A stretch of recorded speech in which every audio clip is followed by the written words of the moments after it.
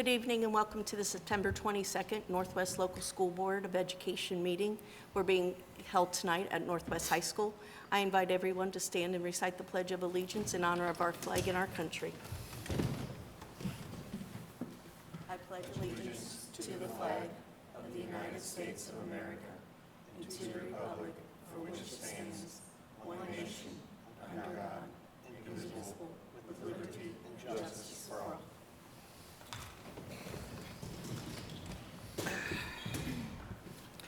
Amy, will you do roll call? Ms. Slattery? Here.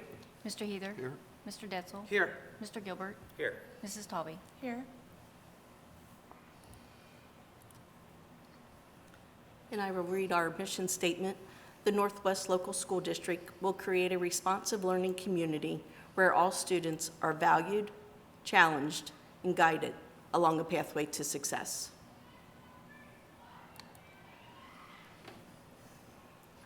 If I can get a motion and a second for approval of the agenda. So moved. Second. And any questions before we vote on that?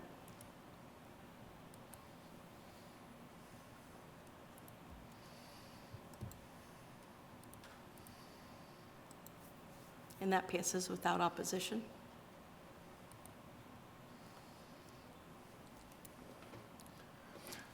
So tonight we start with one of our presentations. The first presentation tonight is for Northwest High School Student Senate to present. So I would like to introduce Mrs. Bowling, who is one of the sponsors of Student Senate, with some students who are going to explain what Student Senate is and what they do in the building and what it's like to be a part of this incredible group.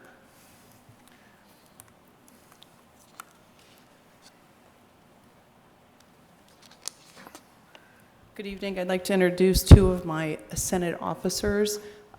Zachary Lang is our recording secretary. Madison Holt is our treasurer, and she is also one of the elected chairpersons for homecoming that we're celebrating this week.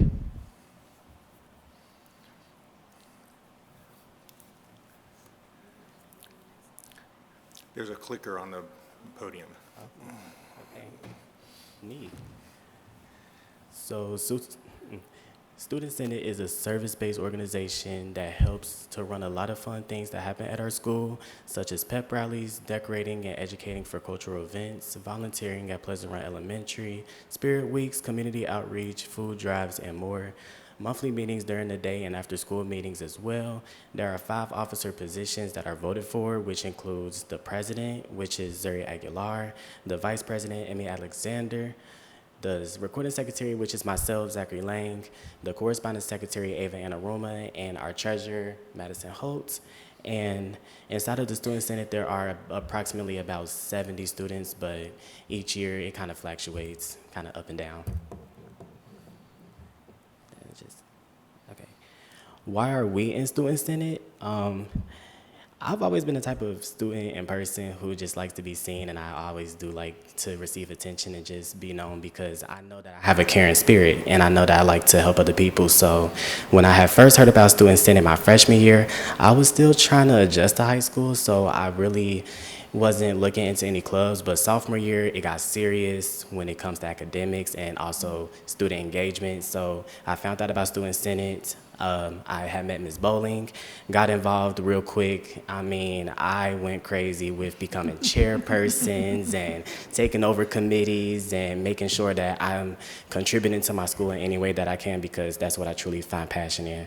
And I've been blessed with the position to be voted into the officers, one of the 5 this year, and I couldn't be more ecstatic. I'm not a perfect person, so I wouldn't say that I've been 100% with the position, because the way Ms. Bowling and Ms. Campbell kind of articulate things, they want us to have a challenge, and they want us to be advanced because they know our potential. I'm Madison, like he said. I think the reason I'm in Student Senate is I really love helping people. At first, I'm going to be honest, I kind of joined Student Senate for college applications. But then being in it, I really loved all of the service that we got to do. All of the committees, they're so fun, decorating for Black History Month or Hispanic Heritage Month, Valentine's Day, letting people do candygrams at Christmas. Like, that type of stuff is so fun, and it just puts a smile on my face to see the smiles on other people's faces. And even some of our more like just Senate connected things, like supporting the PTA at their meetings or supporting them with the PRE's dances and carnivals and different things, like, it's just really like a lot of fun and gives me a chance to connect with my fellow students. And it really just does allow me to be a leader. Like, it gives me the skills I'll need in the future for like jobs and different things to actually be a leader and know how to carry myself as one. And I'm also, like Ms. Bowling was saying, a homecoming chairperson. This year our theme is a night in Las Vegas, and we're really, really excited about it. We also decided on a location change. Me and my fellow chairpersons will be holding it at PRE because it's a newer building, they have air conditioning, and when I've went to help with their dance, it was so nice. Like, it was really nice. The space was open and brighter, and we had a lot of different ideas that we could do with decorating wise that we wouldn't be able to do in this building. It's on Saturday, September 27th, this Saturday from 7 to 10 p.m. And we have our Spirit Weeks up there. Today was a night to remember, pajama day, which is why I'm still in pajamas, coming from marching band. Tomorrow, it's like a tropical day, so dress tropical or like a tourist. Wednesday is spin the wheel, so dress kind of like wacky and different colored clothes. Thursday is old versus new. So underclassmen dresses like kids and babies, and upperclassmen dresses like older people. And then Friday is class colors, so the freshmen wear gold, sophomores wear white, juniors wear blue, and seniors wear all the colors. And then, like I was saying before, the dance is on Saturday from 7 p.m. to 10 p.m. The parade is on Friday, and it starts at 5:30 and goes for about 30-ish minutes. And the game starts at 7 p.m. We're going up against Mount Healthy on Friday. And that's all we have for you guys.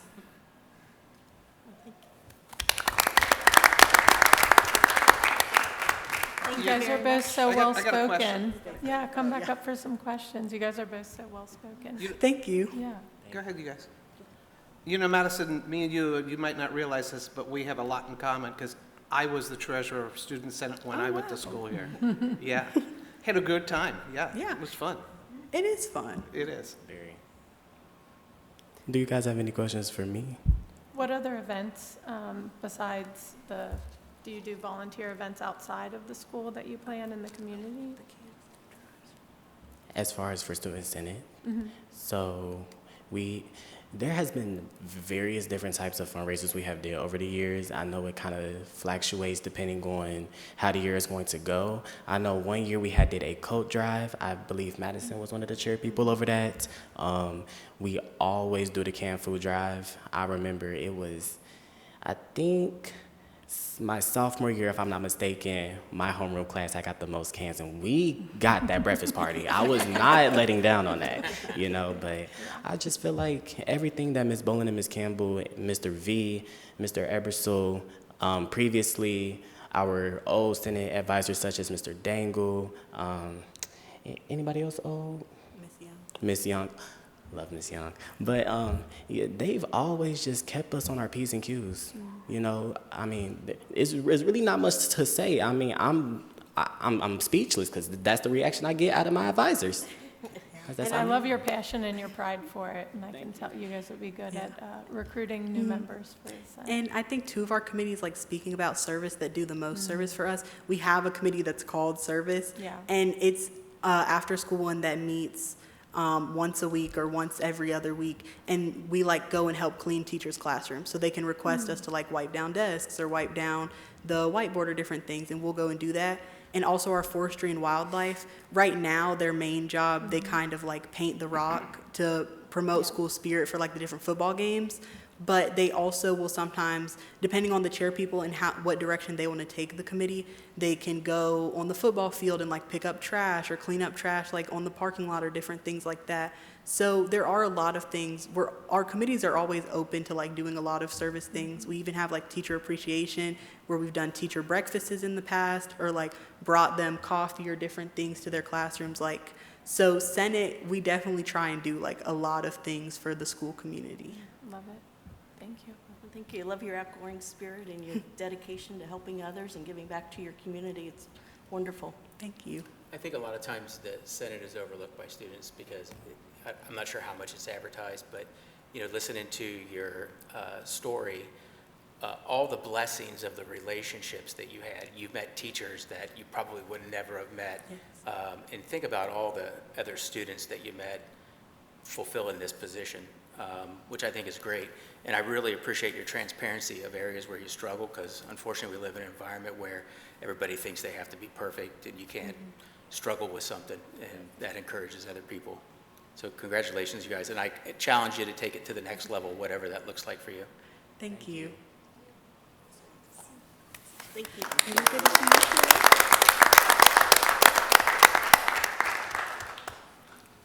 All right, and then our next presentation will give an update about our one plan. I'm going to move down.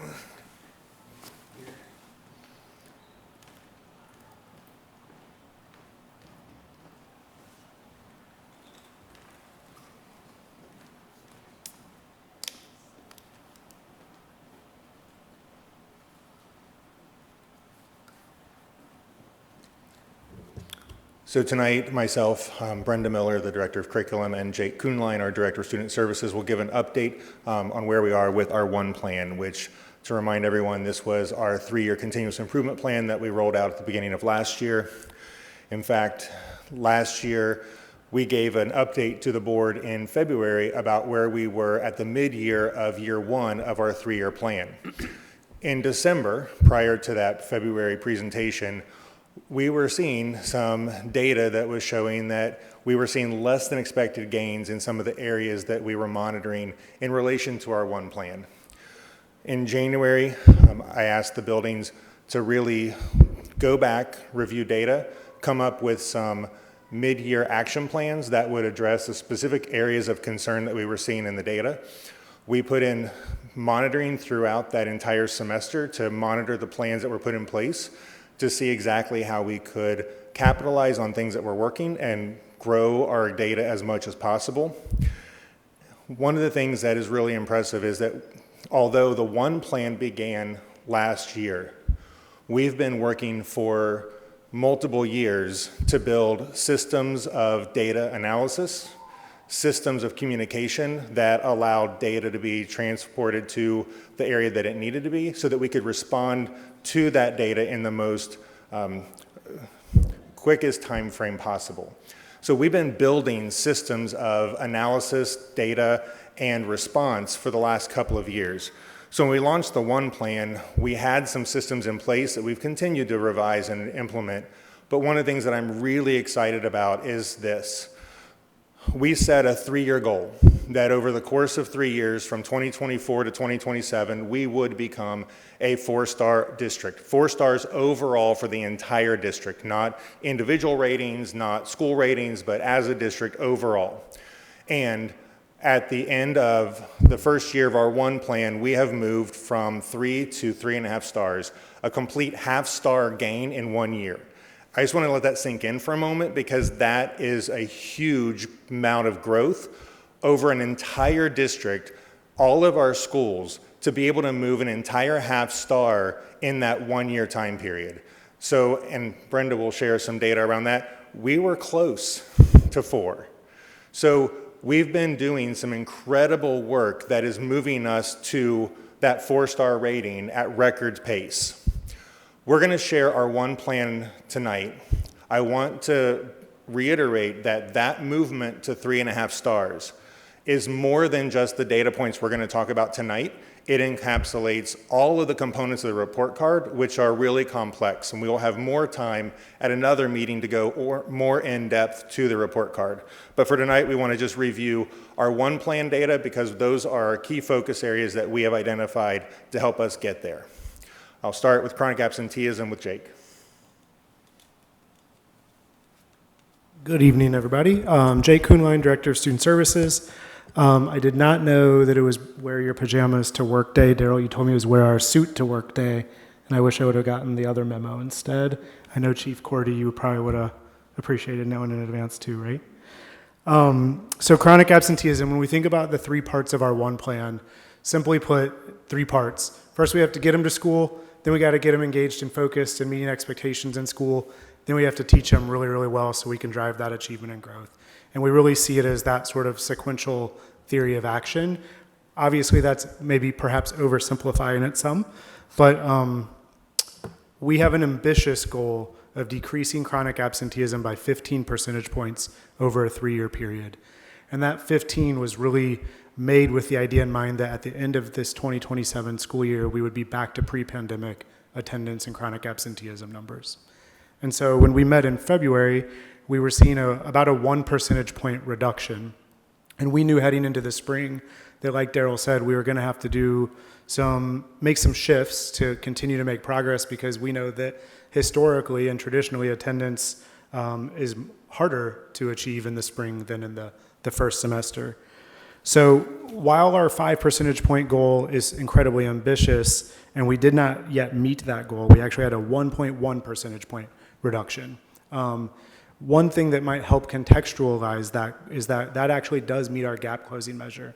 So we meet the state goal on the report card for our chronic absenteeism reduction of 1.1 percentage point. We did not meet our district goal of 5 percentage points. So we went down 1.1 percentage points, and what you won't see on the screen tonight, unfortunately, is what we believe is the red line is the state.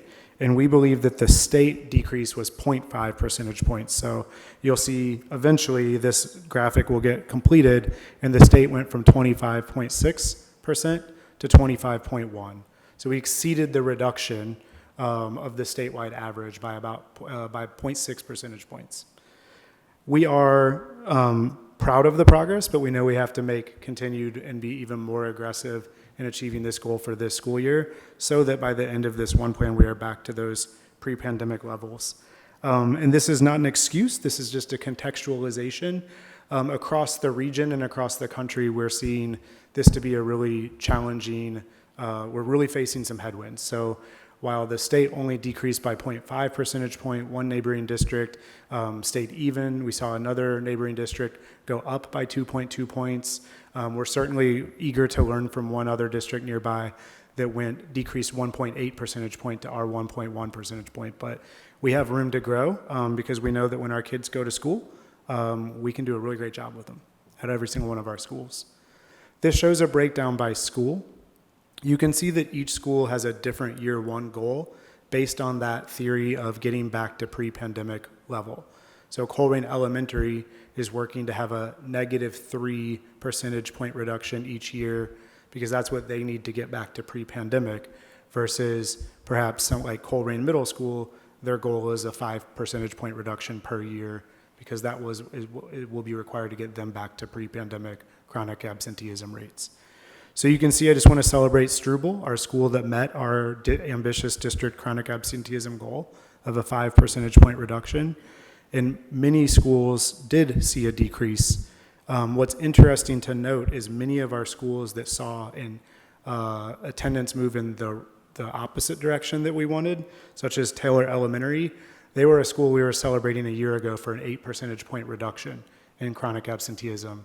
So that tells us that we really have to support our schools in identifying what's working and continuing to do it, and put systems in place to sustain those efforts over periods of time.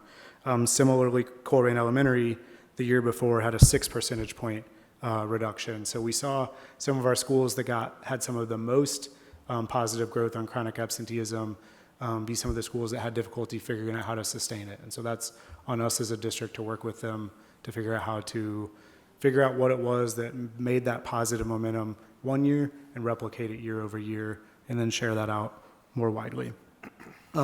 So our focus this year is taking all the lessons we learned last year, codifying some of those, and building systems to improve upon it, so that now the biggest challenge is, because our goal was 5 percentage point decrease in year one, now we are not just settling for just 5 percentage point this year, but we have to make up ground. And so we have to go more than 5 percentage point to still keep our eyes on that prize of the end of the one plan goal. And we will continue onward, and we're really proud of our schools that are really coming to this school year with clear action plans for how we meet these goals this year. Our principals worked with us and collaborated really over the entire summer to take the lessons that we learned last year and identify what's working, identify what's not working, and help our schools work smarter, not just harder, so that we can take those lessons learned and make more progress. So after chronic absenteeism, as I said, is then we have to make sure that we're really focused on the classroom and school environment. So we need to get our kids to school, then we need to have really high expectations for what we look for in school, and then support our students and teachers in getting there. So goal number 1 of classroom environment is at the end of our 1 plan, 100% of our classrooms will reach a rubric score of 4 or higher in the classroom environment parts of the model of instruction growth framework by June 30th of 2027. And you can see that our classrooms are in really great shape. So the year 1 goal was to ensure that at least 50% of our classrooms were meeting that goal of 4 or higher, and at every single school across our district, we exceeded that expectation. And so we know that that's part of building the foundation to continue to work towards 4 stars. So when we have teachers that feel supported and can really focus on teaching, when we have kids that are meeting expectations and engaged with positive relationships with their peers and with the adults in the room, that's when learning can really flourish. And so our goal was 50% of teachers after year 1 to be on track towards 100% in year 3. And right now, 89.28% of our teachers across the district were at that 4 or higher. So now we have some new teachers, so we're going to get some baseline data on how they're doing this fall and make sure we build in supports to catch them up to speed too. The second part of our classroom environment goal was to make sure schools continue to not only feel, but be safer each and every day for students and for staff. And so we had another ambitious goal of reducing physical confrontations by 30% over a 3-year period, meaning that we wanted to reduce confrontations by 10% each year over that 3-year period. And I am proud to say that we reduced our chronic physical confrontations by nearly 20% in year 1, so 18% reduction. And you can see that in our high schools, we actually saw one of our high schools, Northwest High School, reduced by nearly 40%, and Coleraine High School reduced by 60%. So we're just really proud of the high schools for all of the work they did to increase supervision, improve relationships, set higher expectations, clear expectations, and we saw that play out in a really incredible way. And so I just really want to applaud our high schools. When we met in February, you can recall that we identified our middle schools were a focus area. And in fact, in February, when we gave our first update, our 3 middle schools were the only areas that were either yellow or red. And we made a ton of progress there too. White Oak was actually yellow, meaning making progress but not yet meeting the goal in February. They ended up with a 16 percentage point reduction in physical confrontations at the end of year 1. Coleraine Middle saw a very small increase, but where we were trending in February versus where we ended was significant as well. So the last 2 months and 3 months of the school year, when spring was in the air, and sometimes we see more conflict in student relationships, we actually saw between 40 and 60 point reduction, 40 and 60 percentage point reduction over those last 2 to 3 months of the school year at Coleraine Middle. And then Pleasant Run Middle, we also saw finishing strong with like a 50 percentage point reduction when looking at the last month of the school year to the last month of the school year the year before. And so we still want to continue to focus on our middle schools, and they are a focus, and we're starting to see this year start off even better in those 3 areas. And then finally, just to talk a little bit about elementary, frankly, our elementary schools are just such positive learning environments where some of these numbers are perhaps somewhat misleading because there's so few of these incidents happening in our elementary schools that one number here or there makes a really big difference. And so, want to just call out that Mumford Heights 77 percentage point reduction is not because there was an issue at Mumford Heights the year before, but really because there were so few conflicts between students that just a 3 or 4 incident swing looks like a 77% reduction. So we just want to call out that while tons of historical data is not on the screen right now, we just want to point out that that's not indicative of some kind of an issue. It's just really that kind of simple math around numerators and denominators and stuff. Math is hard for me, but Before I pass it over to Brenda, I would love to answer any questions you have about attendance or classroom environment. Yeah, great updates. I did have a question. I was wondering if you see any correlation between student absenteeism with the number of walkers a building has, between the number of bus cancellations. I know we haven't had that this year, but also staff absenteeism in a building. Yeah, it's a great question. I would love to look at the data more to make sure I'm speaking quantitatively, but I know midway through the year last year, we looked at bus cancellations specifically and saw that at our elementary schools, somewhere between like a 1% average daily attendance. I'm looking at you, Chris, to make sure I'm citing that correctly, about a 1 percentage point impact. I definitely think that in our schools where there are more walkers, that can make an impact too, but that wouldn't be a data-informed opinion of mine, so I just want to be Sure, super yeah. clear that in our schools where there are more walkers, we definitely see weather and other things Yeah. impact whether Or or not maybe they I get to should have school. said it as like kids under a mile, just Yeah, to make it absolutely. a little bit different. I think that's something that we should look more into, is that as well. And as you mentioned, we're really proud of the transportation department's work to not have those cancellations this year. We try not to say it Yeah, don't. too loud. Yeah. No, not that we're not proud, but like, yeah. And then I know you asked a third, so it was Yeah. Transportation, walkers, and what was the other one? Staff Staff. absenteeism and. Yeah, we think that makes a huge impact. When our kids know that our staff are going to be there teaching them, they want to be there too. Yeah. And it's not that our substitutes don't do great work, but our kids love our teachers, and they know that things are purposeful, there's a plan, that we're moving in a direction when our teachers are there too. So it's another one that I would be love to look at, kind of a correlation between the two. It's a great question. Thanks. What's the correlation between the Yonder bags for the high schools? And they had significant reductions in the classroom environment. It's a two-part question, so Yeah. I'll let you do that one first. I think it's made a tremendous impact. I think that I always want to be cautious in making sure I don't sell the staff short by saying that a pouch is what made the progress, right? But that, to me, is an enabling system to support our kids in doing what we're already expecting of them and what board policy and state law is already expecting of them. Sure. The devil's in the details, and I would attribute it to the staff rallying around consistent expectations being reinforced every single day. And the second part was, that's substantial reduction in the classroom environment. That's got to have a morale impact to the staff. It has to be. I can't imagine. I mean, Yeah. we had issues of people monitoring the hallways because they didn't want to get engaged, and now this is reduced by a significant amount. It's got to be a much better work environment for the teachers, which then keeps them focused on the kids the way they should be, right? Yeah. It's cascading effect. It's all so closely connected, right? One, it's almost a chicken or the egg, but at the end of the day, it starts with us as adults modeling for our kids what we want and getting out there and being really clear about expectations and holding our students to it with love, and using a ton of supports to make sure that happens. Is there anything particular that Struble Elementary was doing different to meet their chronic absenteeism goal this year versus what the other schools were Yeah, that you that's had a found? great question. So we did an end-of-year meeting with all of our attendance teams, and we kind of did a protocol where we were sharing, what did you do, what would you say worked, what would you say didn't work, what data do you have to support the fact that you think it works. And I think the common through line in what our schools are really focusing on this year is consistent communication and engagement. And not just engagement and communication when you're not showing up, and not in a way that makes a family feel evaluated or judged for whatever their context is, but just proactive, consistent communication. And so there was a lot happening at the school level and the classroom level. Teachers really took seriously the idea of reaching out to families anytime they noticed a student had missed 2 days or more in a row. And the staff really focused on not doing anything other than, hey, we miss your kid when you're not there.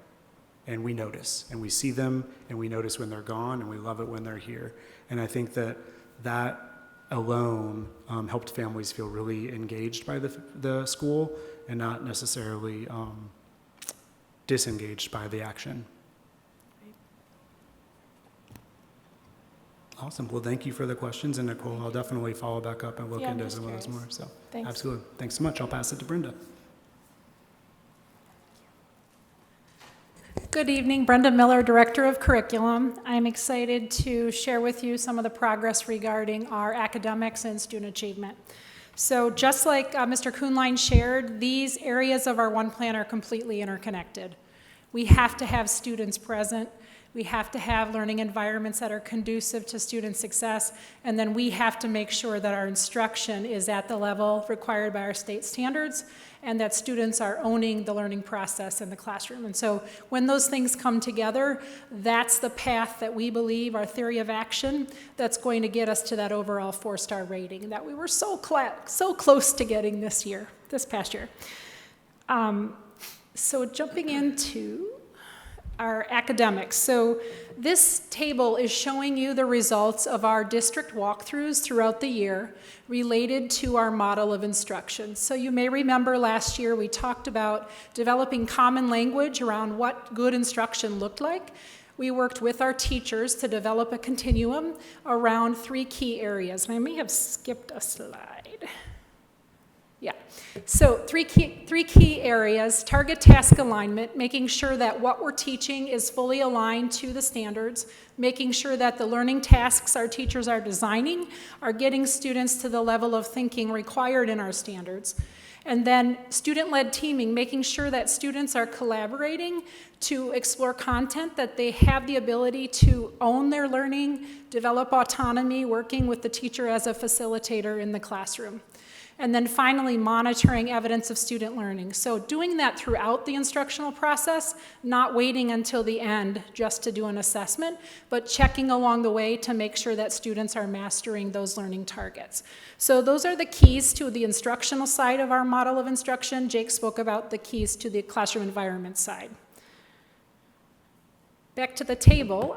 So this table shows the results of our district walks. So before we jump into looking at specifics here, I do want to say that we anticipated, with this being a new growth continuum that was developed, that we would be about 25% of our teachers hitting that mark of 12 or higher starting out.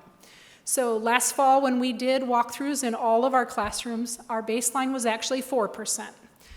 And so that's not a dig on our teachers, that's just simply the fact of where we were based on the things that we decided were important to measure. So when you see the number 50% as the goal, we had assumed when we wrote the one plan that we would be at about 25%, and that gaining 25% each year for 3 years would get us to 100%. We are not backing down in any way on that goal of 100%. And so in order to get there, you see that we had to have a year one goal of 50%, and we fell short of that. We did move from 4% to almost 27% from the beginning to the end of the school year, but we really got into all of the classrooms as a district team, just like our building principals got into classrooms, to really see what was happening and to provide teachers with feedback. This data has been really important for us as we've moved forward throughout the summer. We have put intentional strategies in place to account for our changeover in staff. So right at new teacher orientation this year, teachers received the full first 101 training for our model of instruction. They received a toolkit to help them implement that. And then teachers who are hitting the mark already have been instrumental. They came to new teacher orientation, shared their experiences and ideas, and have continued to lead the way with professional development that's kind of differentiated based on where teachers are at. So teachers who are already hitting the mark are not receiving the same thing that teachers who aren't hitting the mark are receiving this year. And that's very important to our buildings and to our continued success as we look to move this forward. The next area that is part of our academic component of our one plan is performance index. So we've talked a lot about performance index. It is the metric by which the achievement component of the report card is defined. And so with performance index, we receive points based on every single state assessment that's administered, from 3rd grade up through high school. So last year in the spring, our district administered almost 12,000 assessments in the spring, and each one of those was assigned a performance level and thereby the points that you see on the screen. Obviously, more points are awarded when students perform at higher levels, and so we look to move students up that continuum If you're scoring at a limited level, you may not get all the way to proficient in a single year, but we want to see you moving from limited to basic. And in fact, the formula for performance index rewards for that gain. So with performance index, our target was to increase by 6 points each year for 3 years for a total of 18 points by the end of the one plan. This chart is showing each of our schools. You'll notice that the district target was 6 points. We did not reach the target of 6 points, but we did in fact increase our performance index by over 3 points last school year. This was a huge part of the district moving from a 3-star to a 3.5 star, and I'm pleased to inform you that we were only 0.7 of a point away from getting 3 stars for achievement. So we are confident that we will be there next year and will continue to blow past that in terms of the achievement of our students on this measure. You can see that the buildings have different annual targets, and that is because they are starting in different places. And so buildings set targets based on their data and what they believe to be realistic and attainable, but also ambitious. 6 points as a gain each year is really ambitious. It is totally possible, though. You can see that at our 2 high schools. Coleraine High School had an increase of over 7, and Northwest High School had an increase of over 9. Those are huge gains and led to both schools receiving an overall 4-star rating. Obviously, as Mr. Yater said, that's not the only metric on the report card, but performance index actually informs gap closing and several other measures that you'll see. It also was instrumental in us moving from 2 to 4 stars for progress. So although we did not meet the 6-point target, we did make enough progress that we jumped from below state expectations to above state expectations in progress. So we're really proud of the gains that were made, but we're not done, and we need to continue moving forward in this area. Okay, the third goal that I want to talk about today is under academics is that 3rd grade reading proficiency. So 3rd grade reading proficiency is something that we targeted because we believe it's essential that our kids are reading on grade level by the time they finish 3rd grade. There's tons of research about outcomes for students who are not reading on grade level, and so we need to do everything we can from the minute they enter our doors to make sure that we get them to grade level by the time they finish 3rd grade. We have had continued success, as you see on the graph there, with moving students from off track to on track in kindergarten through 2nd grade. So these are kids that come to us as non-readers or reading not at grade level, who by the following fall have moved to on track. We've shared this with you several years in a row. We continue to see that number increase. However, we still have a lot of students that are not reading at grade level. What you'll see here with our goal being to increase 7 points per year for grade 3 reading proficiency is that we did not achieve this goal last year. Statewide, the drop in reading proficiency was just over 2 percentage points. So our drop is bigger than that. And so we have a lot of work to do in this area. So despite all the success, you guys have heard about letters and how our teachers studied the science of reading. They're working on applying that science in their classrooms. We adopted a new resource that is highly aligned to the science of reading. You've heard about CKLA. Last year was our first year implementing. We are not yet seeing consistently our 3rd grade students making that jump from learning how to read to reading to learn, which is where the comprehension skills come in, the writing come in, and so our buildings have developed very specific strategies to attack this in a very aggressive manner this year so that we do not see results like this again. So we have work to do in this area, but it is something that we are committed to doing. We're not changing the targets. We're keeping the ambitious targets, and we're going to close the gap and continue to move forward. And Superintendent Yater is going to talk a little bit about our plan for doing so. So when we talk about continuous improvement, we want to make sure we're putting in systems and structures that create success by design and not by accident. So as Jake and Brenda both mentioned, that continuous improvement cycle has been really important. So what have we been doing as data has been coming in? Last year, we are continuing to develop our use of data. But this summer, people think summer, everybody kind of slows down. We did not. I was meeting all summer long with our principals, looking at their data, One of the things that I mentioned to our staff at the end of last year is that at the end of the first year of the One Plan, we were trying to do a lot. Some of these goals were new for us. Tacking attendance was different than what we've done in the past. And so the message that I left them with in the spring was that we were going to figure out what was working and do more of what works and less of what doesn't. We're not adding more to people's plate. We're being more strategic, focused, and intentional about the work we do. So all summer, I was meeting with the principals, looking at data, asking questions, digging deep. One of the things that was a recurring question was, what did you do last year and did it work? I asked them to literally go back and quantify everything they did last year to data. Did this work? If it didn't work, let's not do it again this year. Let's not continue to just do something that might feel good but not give us good data.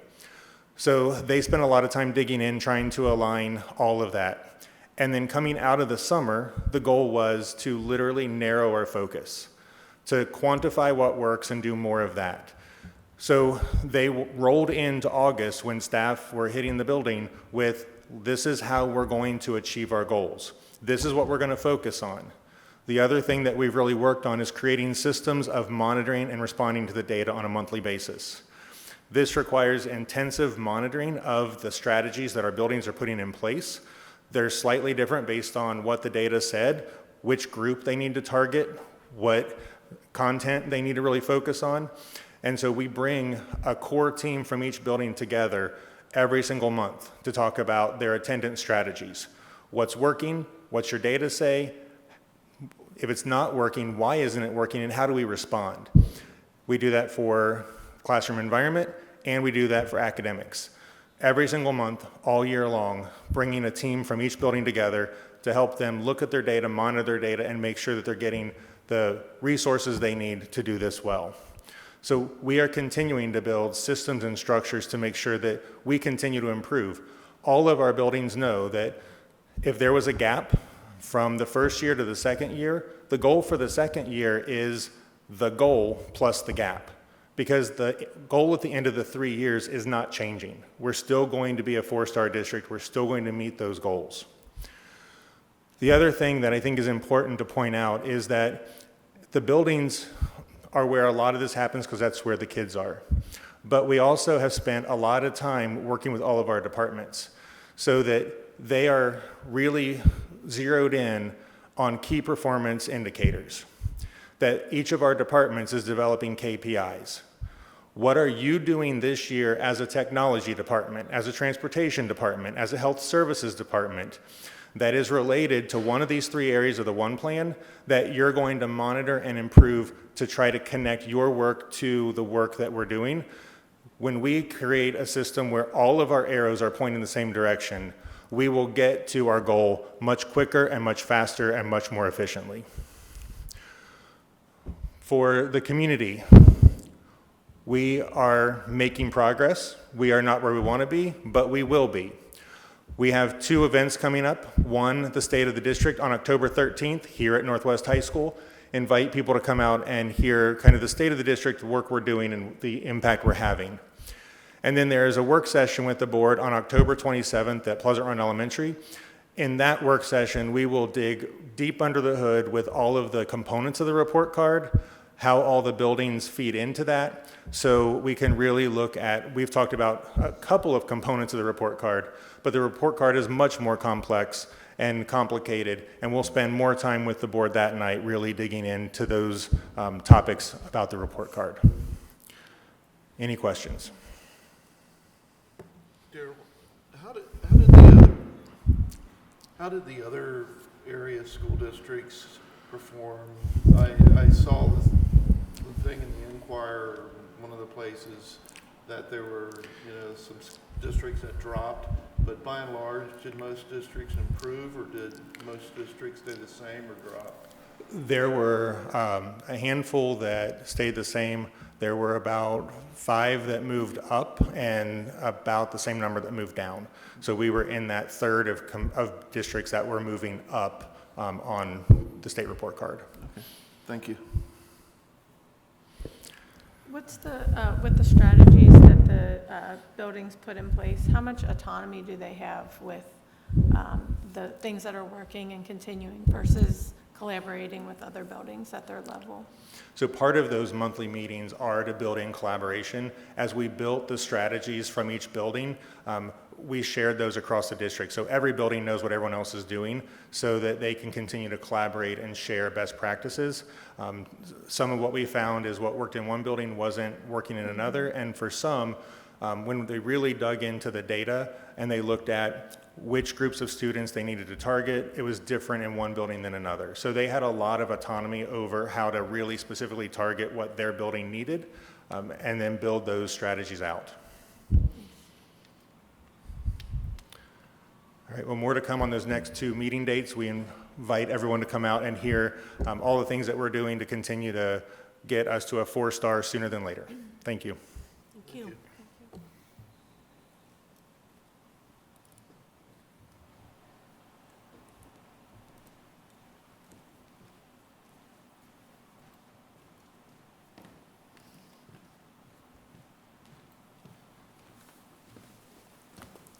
All right, and then our next presentation, we have Jeff Weckbach, Township Administrator for Colerain, and Chief Cordy from Colerain Police here.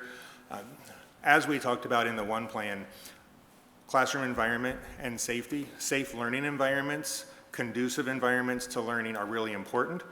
Our partnership with the township and with the police help us realize that goal in a way that I think a lot of other districts don't have. When I talk to other superintendents, the unique relationship that we have with Colerain Township Police is a model for what people should be looking at across the state. There are very few schools and police departments that come together in the coordinated fashion we do to keep us safe. Our SROs are in the buildings on a daily basis, not necessarily as an active police force, but as a way to build relationships with kids. We're at Northwest High School, and they just had a couple weeks ago their first home game, which is always a Go Bananas theme. And our SRO actually is dressed in yellow, cheering with the kids. That communication and relationship with our SROs keeps a free-flowing information going from students and community to the schools, and from the schools back out into the community, not only keeping our schools safe, but our community safe. We partner with them on critical incident training, so really planning for major things that might happen that we hope never do. And that creates muscle memory that when things do happen, we are able to coordinate, work together seamlessly with no hiccups. And so I think I'm very proud of that relationship and think that we truly have something special in this district that most other districts don't have that should be celebrated, commended, and I really appreciate and commend Chief Cordy for that open communication and relationship building. With that, I'll turn it over to you two. Well, thanks for having us tonight. We really appreciate the opportunity to highlight how we're all partnering. I'll talk a little bit about some of the partnerships that are non-police. Ed's here to certainly fill us in on a lot of the police-related partnerships that we have with the school district, and there are a lot. When I was starting to think through all the different ways that we integrate, I started to think about our community like a piece of fabric, right? And for me, the schools truly represent the threads. If you don't have strong threads, you cannot grow your fabric.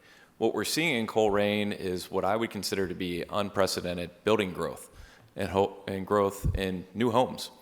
And that runs the gamut from apartments all the way up to multi-million-dollar houses that are being constructed in this community. And to me, that wouldn't be happening unless we had a strong school system to help support what's going on. Some of the other ways that we've been partnering along the way, and you all certainly saw this on your agenda recently, are through TIF districts.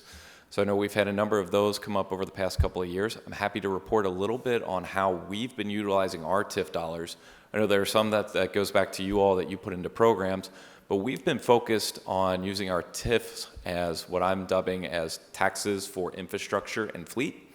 So a lot of those dollars have been going into our roadways, our sidewalks, bridges, and then also fleet for our various public safety departments. So that's allowing us to extend our dollars further to make sure that our community is prepared and able to respond when needed.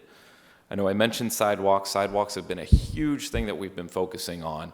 So we had a 3-year strategic plan that we adopted in 2024. And part of that plan was to make sure that we had a safe way for kids to walk to and from school. So 2 of the projects that recently wrapped up are new sidewalks on Pippin Road that lead to this building, as well as new sidewalks on Joseph Road leading to Colerain High School. It's neat to see the kids actually walking on those every day, and I know that's just making our community a little better. There are more sidewalks coming on Pool Road, on Springdale Road, east of Colerain Avenue. Those are under construction right now. And then we've got plans to put additional sidewalks on Springdale Road, west of Colerain Avenue, to start to create more of a loop with Colerain Middle and the high school. In the future, we've partnered with you all to actually do a Safe Routes to School plan. So that plan got adopted by ODOT earlier this year. And so next year we'll be eligible to start applying for funding for additional engineering and support to build sidewalks, and then to maybe tackle some meaty problems such as bus connectivity and different things like that at some of our other schools. Like, I know Chris would love to figure out that issue down at Struble. So that's a couple of the things that we've been doing on the TIF front. One of the things that I'm super excited about where we partner is something called the Guardian Games. If you all haven't seen the PR around that, that's where we actually put different students that are athletes at Colerain High School and Northwest High School through our public safety fitness tests. My hope is that someday that pays off and those students come and work for us. I think it's an exciting start. I know they've got to wait a couple years after they graduate to make that happen, but that is one of the things that I was just so excited to see us all bring to fruition. I get a lot of positive feedback from the students on how that went, because it just gives them a little exposure and appreciation for what we do on an everyday basis. And then we've got Ed here to talk about the way that you all partner with the police. That certainly is a big function of what we do. Evening, Board. Thanks for having us out here. I will say that Guardian Games twice, Northwest High School student was in first place. So 2 years in a row, that came home here to Northwest High School. I thank you all again for bringing us out here. I think Mr. Yater stole most of my thunder with talking about the relationship that we have here. But if we could just reflect on what that has meant and what that looks like in the past and even in the future. You know, as personal reference, I was in charge as a sergeant and as a lieutenant of the school district officers that were here. So a lot of the growth in this contract and bringing Sergeant Hustle onto the force and having additional SROs has been something that's been personally a vision of mine in seeing what's best for this district. And I love to see that it's working for what we have and what we continue to do moving forward. It's pretty evident how well it works if you just look at some of the different examples, such as the Pleasant Run incident that we had a few years ago, the immediate and rapid response that we had with that, having officers that are inside these buildings and having the knowledge of what the inside of the building actually looks like makes a drastic response and change for that. To the point that we've gotten so well at that type of response that we've actually have been asked to bring our school unit to handle issues at Mount Healthy and other school districts when it's happened in their jurisdiction as well. So I think if anything, that just goes to show you how well this partnership has worked. We've also had 2 incidents in the last few years that involved a gun being discharged, or an individual with a weapon within a close proximity of the schools, both actually happening in this complex and just north of here. If we did not have an officer or 2 officers that day on campus, God knows that could have easily just come south directly into the school district. So having an SRO here has massively helped our ability to provide safety.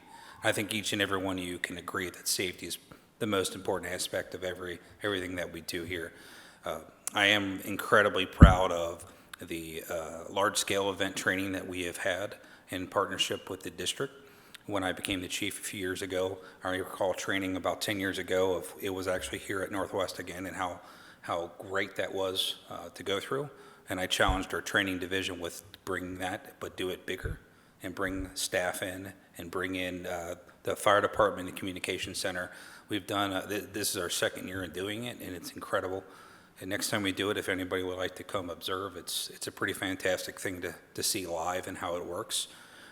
We never want to have this be a live scenario, but now we have some experience that we would not have had just with this partnership.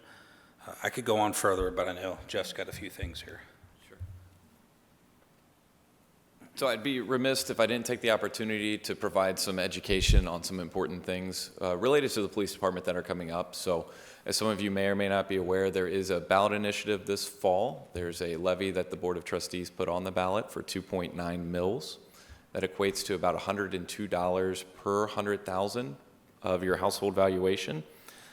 This is really to address ongoing funding challenges that we have in the police department. We did put a couple ballot initiatives on a year ago and then prior to that.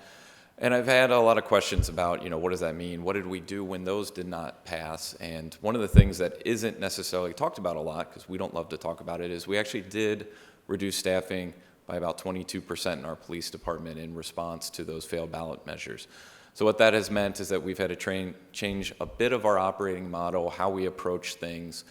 This year's ballot initiative is a non-continual, so it's a 5-year only levy. And it's to fund our operations, to keep the ship afloat, keep operations where they are, and allow us to continue to serve the community in the best way possible. We have approximately 6 officers on the road at any given time, just doing patrol. So that's 6 officers for 43 square miles and 60,000 residents. So that is just kind of where we are with the state of our operations and organization, but wanted to be here to field any questions that you all might have about our partnership with the police, our partnership on the just township side in general, or if there were any questions about the levy that I could potentially address as well. Jeff, I got a question. I've been on the board, I'm in my 18th year, and correct me if I'm wrong, but I've never had the township endorse our levies that we've put up. And I think that's a huge thing for the school district, because if you don't pass levies, we got one coming up in 27, we got one coming up in 29. We don't pass that, we're going to have to cut, I don't know, what was it, Amy, $17-18 million out of our budget. Yeah. And when that stuff happens, people don't stay. They move out. You don't have growth in the township. So what can you guys do to help us with passing our levies like, we do? I've voted for every police levy that's ever been put up. So that's just myself personally, but what can you guys do to help us with our levies that we're going to have to put up, which is going to be tough to pass? Yeah, I think that's a great question. So I think as a staff person, the state's pretty clear on what staff can do in terms of educate versus advocate. And really, it's to lean into that education. Continue to explain to our general population how property taxes work. It's not the easiest thing to understand as a general resident in Ohio, but to continue to get that message out there that we as a community don't see an increase in what we can fund absent an increase at the ballot box. And so for our police department, that last happened in 2014. And so you can only do more with less for so long until you have to make a decision to do less with less. And I think from my perspective, it's continuing to educate folks when they have questions about levies that you all are putting on. It's pointing them in the right direction, whether it's Darrell or the school board, as to what this might mean for them, whatever materials you all have, and then to just take that time with every member of our community to do our best to explain how our taxes work, because it's not the easiest to understand inside versus outside millage and all that other fun stuff. Yeah, and Jim, I'll just jump in real quick, that I think one of the things that, because townships and schools, they don't follow all the same rules, but there's enough overlap that when we talk about our funding box that we live in, and there's overlap with the funding box that they live in, the coordinated effort to continue to educate using common language helps people understand the boxes that we both live in, so they understand the parameters. And I think that collaboration that we have and that coordination is really important to make sure that people have facts. I think we could sit up here for hours and talk about how great our police force is, that you guys choose to be here in our community, and we're thankful for that. What is the number that we should have on our police force compared to what we do have? Talking about being here for an hour, I could really hit this one. I know you could. So there's multiple different studies. The Department of Justice recommends 1.8 officers per 1,000 residents. Rounding up, that gives us 106. The University of Cincinnati did a study in 2021 that suggested, depending upon how proactive we wanted to be, between 83 and 102. And then there was actually did one a model using our calls for service that we had last year, how long every call takes, how many officers that are required to handle all of that, and to put it into some factors, and it suggested, depending again, which model we would prefer, that ranged from 106 to 143 officers. So again, we're sitting currently at 59. Yeah, thank you. I thank you guys. I think our police force is amazing. You go to any football game, any school, any community event, the event that's held at the senior center, the kids, the way they interact, and just the relationships that your team builds with our kids is just awesome. So I really appreciate that. And Thank you. yeah, look to support you guys in any way that we can. Thank you. I want to first thank you guys for in my 8 years on the board, and I'm coming up here, finishing in a couple months. One of the greatest things that I've seen is how you protect our children in our community. That has been a solid impact that I've seen. Your officers would lay their lives down for these children in a second, not even think twice about it.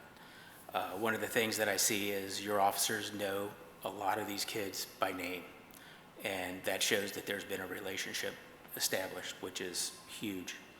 I'm willing to do whatever I could do as a Colerain Township citizen to assist you in your model in fundraising and levy. One question, Jeff, for you. Are they going to, is the sidewalk, is that all Colerain Township, or is it a county effort as well, or a combination of the two? So most of the sidewalks we're building are on county roads. The county has taken a position that they don't invest in sidewalks, so if we want to build them, the township has to take on that funding. Part of the reason why our sidewalks take a while to build is we seek grants to help support that, and so we've been lucky and fortunate to get a lot of outside grant dollars from the federal government.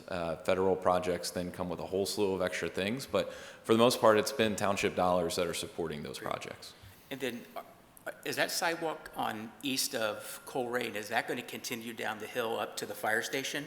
So right now, it's going to stop at Laura Linda. The next step with the Safe Routes to School plan, and we were talking to our engineers, they actually think that the connection from Laura Linda past Taylor all the way down to Pippin is probably the most attractive grant opportunity we would have through that program. Really? That's going to be a lot of work. So we would likely apply for the design and engineering next year, and if we were successfully awarded, that work would get done in 2026, 2027. Then we'd have to do right-of-way acquisition, which can take anywhere from 6 months to a year. I'm sure Chris knows that well with some of the projects he's got going on. And so you'd probably be looking at 28 or 29 as the earliest for construction. I'm not familiar with the layout. It seems like there's a lot of kids that walk from the apartment complex just up the hill off of Laura Linda. Is there any access behind the apartment complex that could bring it up through the backside to Taylor? That's a good question. I don't know off the top of my head if there are trails through the woods or not. I've heard some rumors of different things like that, but I haven't put my eyes on it. The only reason I ask is I was up at the school a couple weeks ago, and I could see through the trees, and I could see a bus, and I thought, well, that they must be at the apartment complex or turning around or whatever they do, and I was wondering if there was a way they could come in the backside. Yeah, that's some of the stuff that we are looking at through the Safe Routes to Schools plan is not only that, but where are those natural connections that already exist that if you bring that up to grade, could make for a safe surface for kids to walk on that aren't on a road, that may be that hidden network behind buildings or whatever that might be. And then my last is, who had to dress in yellow for the Go Bananas? Was it Will? I'm sure it was Officer Thomas. Thomas? I could guess Officer Thomas, but yes. And I believe the area you're talking about is all wooded, and there's a creek right through there as well. So it'd be very problematic. Sure. Jeff, I understand that Biggs was finally torn down over on 275. We have part of that. 40% of that property is within the Northwest School District. I don't believe the Biggs part is. But where are we with anything happening with the Sears that's just been demolished? Yeah. So it's Sears right now. They're still finishing the demolition. We've got an RFP ready that once it is fully a clean and clear site, we would go out to ask developers to basically pitch us on what they would want to put there. We would then start a community conversation about what those results look like. So that's path one. Path two, which could happen at the same time, is there could be a developer that comes in, buys the remainder of the mall, and wants to do a larger project that would involve that site. So we're kind of working both paths at the same time, understanding that we control our own future a little more in one, less control in the other. Right now, the demolition is set to be fully completed by year end. There's still some remediation work that they would have to do along the way. But we've been very fortunate to have a great partner with the state of Ohio that's covering the cost of that demolition, and then also with the Greater Cincinnati Port Authority, who's actually leading the project on our behalf. Thank you. Yep.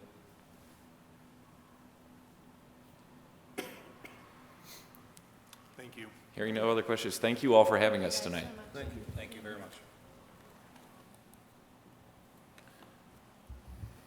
Next, we'll go to student achievement with Nicole.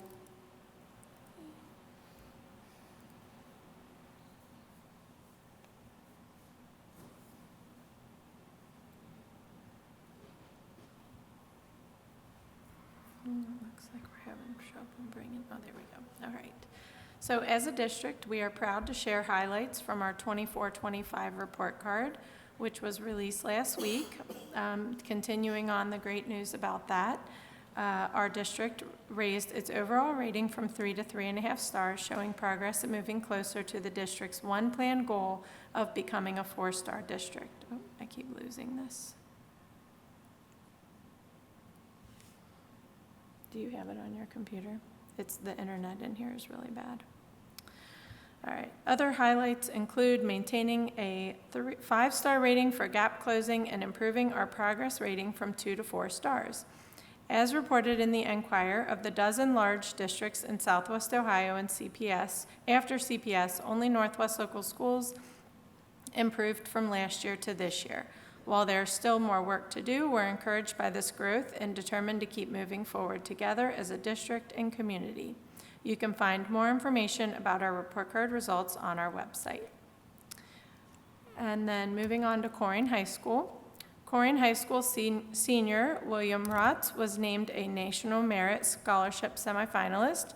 His PSAT score placed him among the top 1% of U.S. high school seniors, and now he has the opportunity to continue in the competition for significant scholarships that will be offered in the spring.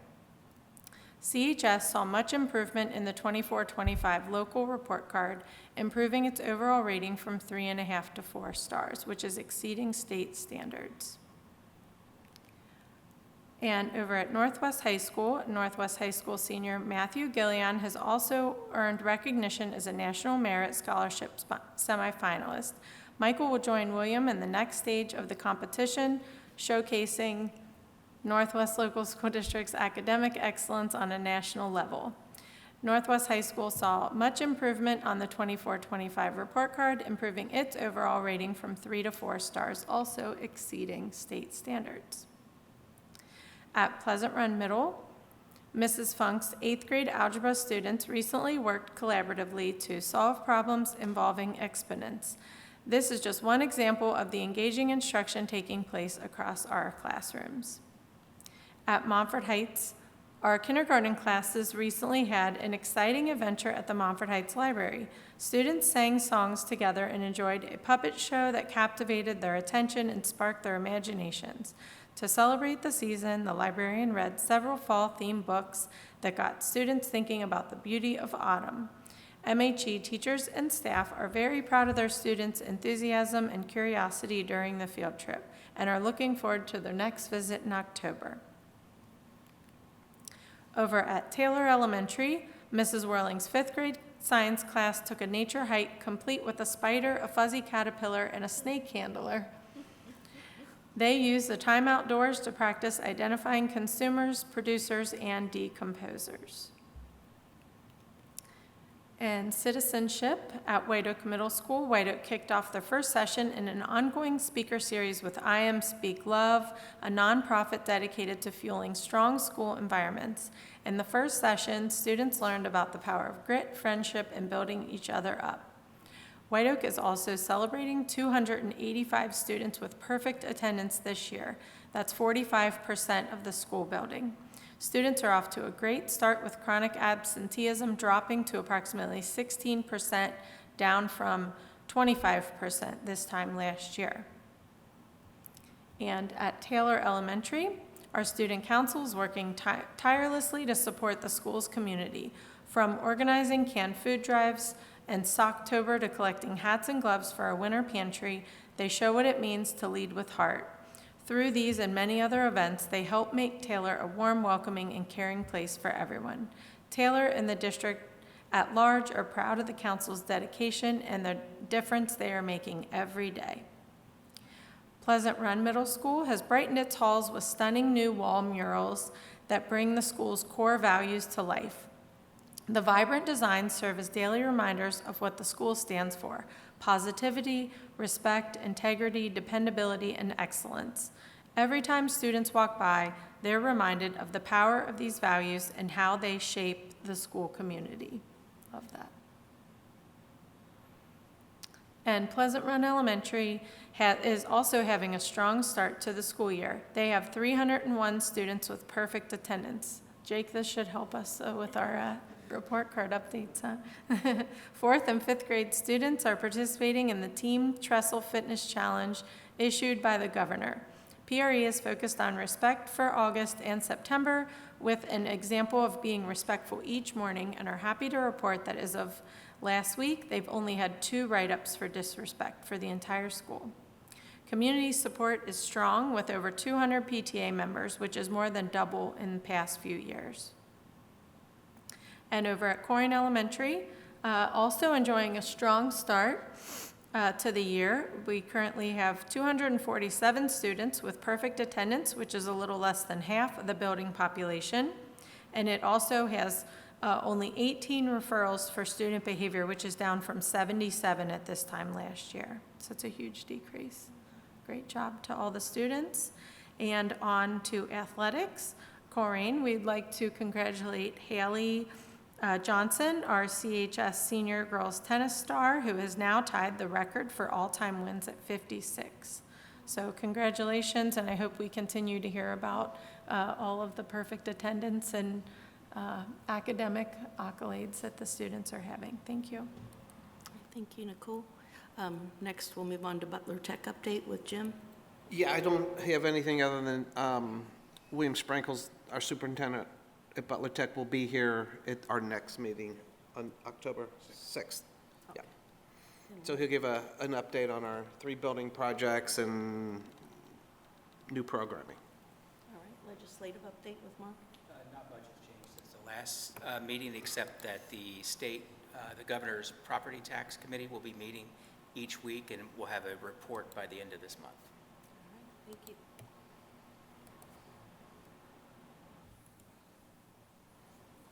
Any reports? No. All right, and policy 0169.1 addresses public participation at board meetings, giving each submission 3 minutes to address agenda items of any topic during community comments. However, no more than 15 minutes will be devoted to public participation unless the board votes unanimously to continue discussion. There are no community comments at this time, so we'll move forward with our next item.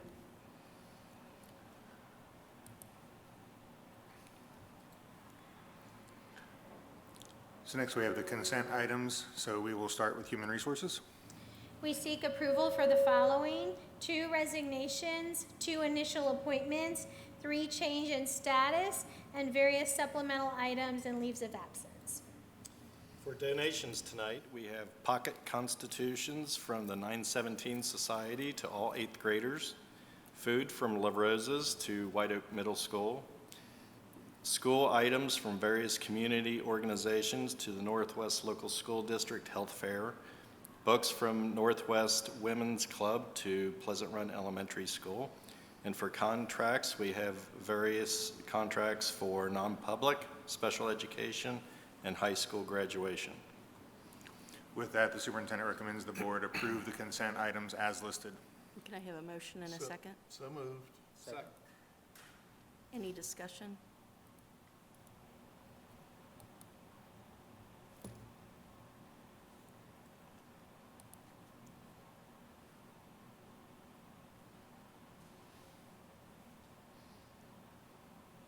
Yours not come up? It's up, I'm looking at the sync or whatever.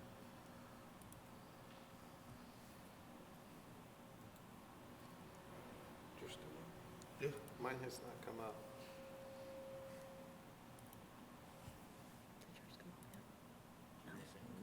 There was an error that came up and said the autopilot was. Just refresh up here.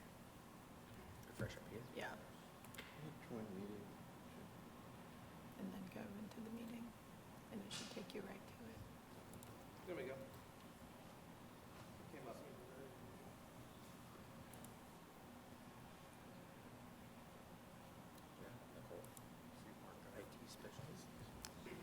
All right, and that passes without opposition.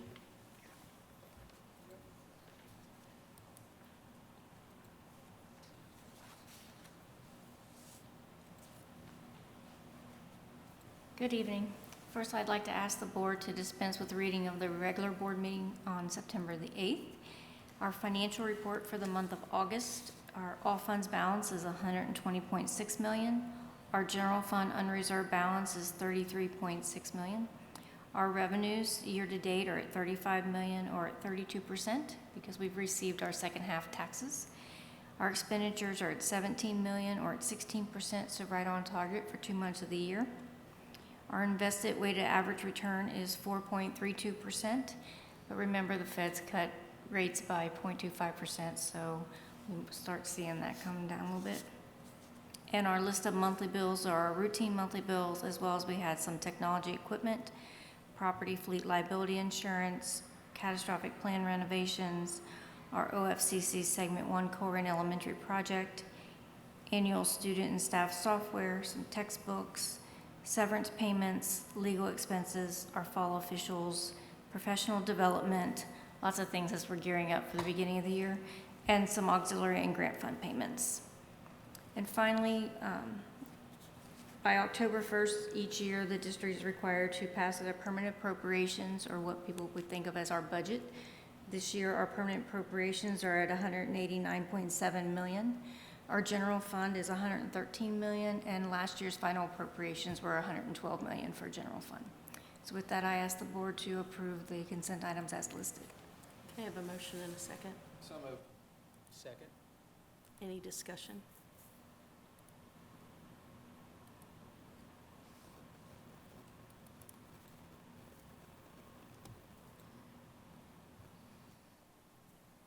And that passes without opposition.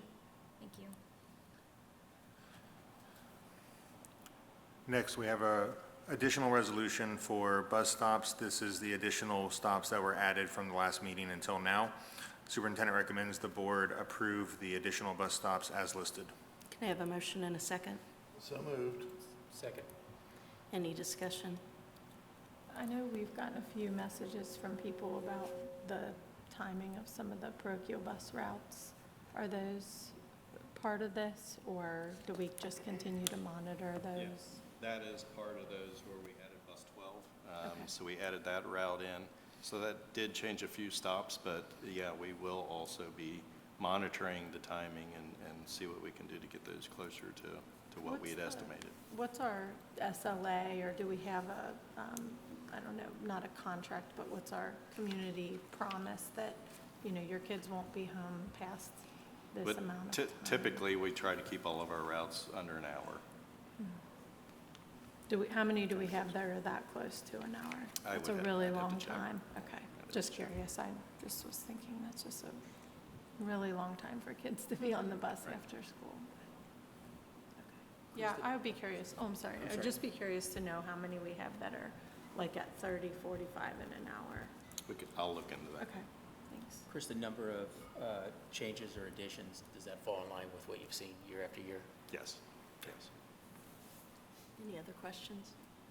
Thank you. Go ahead and vote. Mhm. All right, and that passes without opposition. And next, we have an early site amendment for Colerain Elementary. This is the GMP, the guaranteed maximum price for this segment of the early site package. Superintendent recommends the board approve the early site GMP amendment for Colerain Elementary as listed. So moved.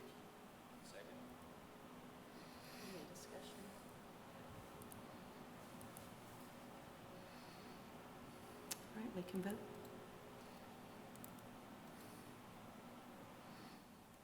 And that passes without opposition. And then next, part of our semi-annual policy update, we've just completed our fall board policy updates. So attached are policies that have been revised. Those are on there now for information. They will come back to the next meeting for approval.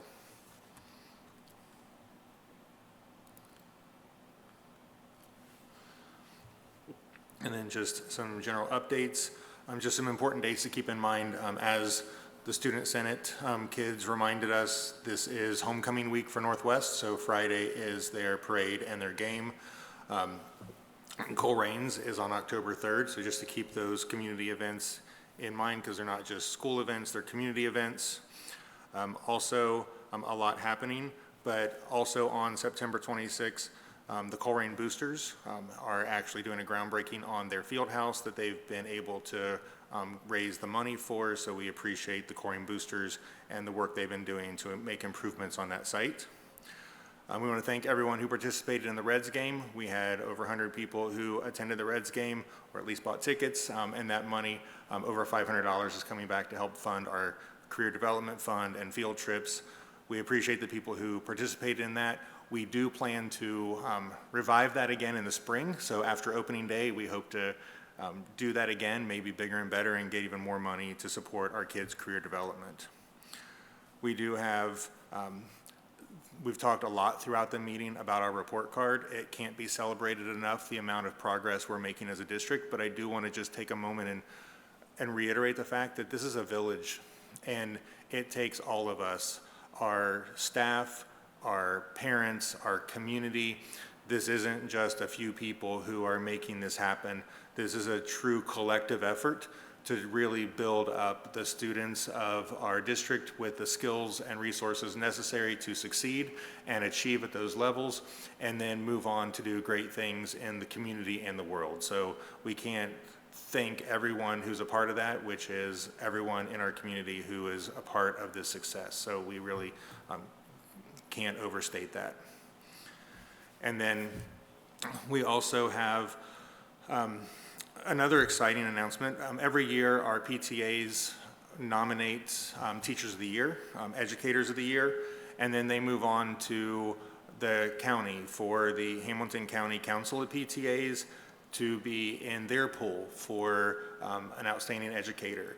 And so our nominee, that we had the building nominees, out of the buildings, one teacher from our district was moved to the competition at that level, and now for the entire Hamilton County Council of PTAs, Janet Hunnicky is going to be the educator of the outstanding educator for 2025. So we are really excited for her to continue to celebrate the work she does, and she just embodies so much of what it means to truly know every student by name, story, strength, and need, and she's a remarkable educator to have in this district, and we just can't commend her enough and thank her for everything that she does. So that's a well-deserved honor for her. Thanks. All right, and then we'll move to board comments. Nicole? Yep, just want to reiterate what Daryl said. Exciting to see all of the report card updates and the field house groundbreaking. Northwest, I hope they continue their win streak. The homecoming parade and game as a safe time. Thank the Student Senate and Colerain Township for attending. Just can't say enough about how important their department is to us. So thank you. That's all. Board? Daryl, congratulate your team on the success. You guys have been awesome, and that goes to the parents, the students, the teachers. It takes literally everybody to participate for the needle to move it all. I think that's great. I think there could be an opportunity to do some kind of celebration with the parents, the kids, everybody all combined. There's plenty of room at Northgate Mall. Plenty of room. And just good luck with homecoming this Friday. Jim? Just want to ditto what Mark and Nicole has said. It was good to hear from the Student Senate people. Brings back a lot of memories from when I was 47 years ago, being down here and giving reports. The report card information that you guys did is excellent, and just keep up the good work. And I want to thank the township, Jeff, that was here, and the chief, and just good luck with that levy that's being put up by the police. Vote for it. Chris? I think that levy with the police will be a good barometer to see how future levies with the school district might work. It's a reasonable levy, and I think 2.9 is not 5.6, and I suspect it will pass. One thing with homecoming this week, it's unfortunate. I always get a big kick out of being in the parade here. Last year, my candy all melted. I brought the wrong stuff. And I was throwing about sticky glue to the kids. But it's unfortunate that Colerain would have a home game while Northwest has its homecoming. So hopefully in the future, the schedulers might be able to make sure that that doesn't happen. It's been an issue, Daryl, that goes back many years. So I don't know who does the final version of the scheduling, but it'd be nice if we could attend both, and we won't be able to. So with that, that's my comments. All right, I would just reiterate what everyone has said with the report card. It's been absolutely a wonderful success, and I'm sure more successes to come. I think we should be shouting it from the rooftops how well we've done. There should be banners everywhere, and everybody should know what a great job they've done. As Mark said, from the students to the families, to the teachers, to the building leaders, to the principals, to the administrative staff. It's definitely a lot of work, and I'm just so happy to see that because I know you guys have put a lot of effort into it. I also hope that Northwest continues their winning streak, and I hope everybody can come out for their homecoming parade this Friday to help them celebrate. And also, if you get the opportunity to go to the Next Reds fundraiser, I would highly encourage you to go. It was a great night for a baseball game. Saw 3 home runs by the Reds and a winning game. So it was definitely a great time had by all. And also very happy to see that the Colerain Township is working on increased sidewalks for our students in our community. And I'm absolutely frightened to hear that there's only 6 police officers out on the road for 60,000 citizens. So please vote for the police levy so we can all be safe.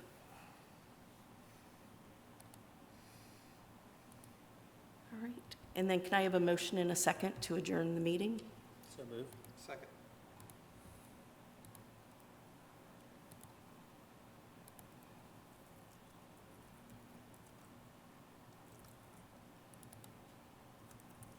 All right, and that passes without opposition, and the meeting is adjourned. Thank you.